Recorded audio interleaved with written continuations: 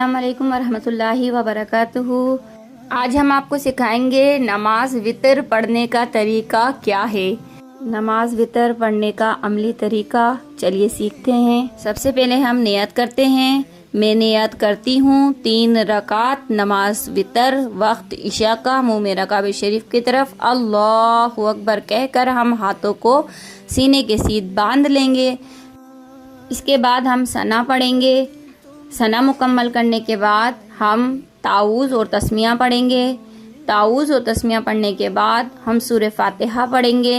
سورہ فاتحہ پڑھنے کے بعد بسم اللہ الرحمن الرحیم پڑھیں گے اور کوئی بھی سورت جو ہمیں یاد ہو وہ پڑھیں گے۔ اس کو پڑھنے کے بعد پھر ہم رکوع میں جائیں گے۔